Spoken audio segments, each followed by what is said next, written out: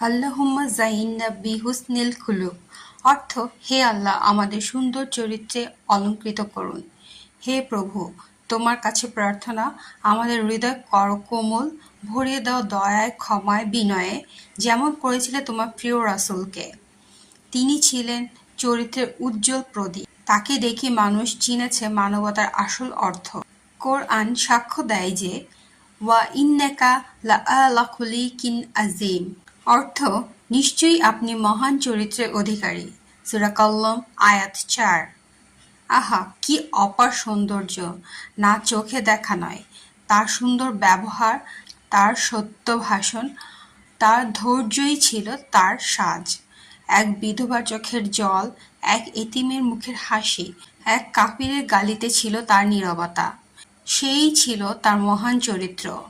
রাসূলুল্লাহ সাল্লাল্লাহু আলাইহি সাল্লাম বলতেন, ইন্নামা বুইসতু লিউতাম্মিমা সালিহাল আখলাক অর্থ আমি সুন্দর চরিত্রকে পরিপূর্ণ করতে প্রেরিত হয়েছি।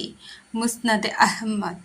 একজন মুসলিমের পরিচয় তার আচরণে, তার ব্যবহারে, তার মুখের মধুর কথায়, তার হৃদয়ের পবিত্রতায়। ইসলাম আমাদের শেখায় সত্য বলো, ক্রোধ দমন করো, মানুষকে ক্ষমা করো, ভদ্রতা হোক জীবনের অলংকার। কারণ যেদিন থাকবে না রূপ, থাকবে না টাকা, থাকবে না খ্যাতি, সেদিন হাসরের ময়দানে তোমার সুন্দর চরিত্র হবে তোমার আলো।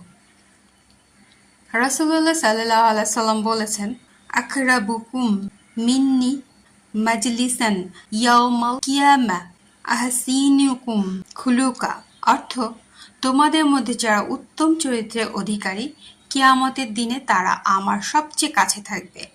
তিরমিজি। তাই হে প্রভু, তুমি আমাদের অলংকার করো চরিত্রের সৌন্দর্যে, মনে দাও নম্রতা, মুখে দাও মাধুর্য, চোখে দাও করুণা, আর অন্তরে দাও ঈমানের আলো।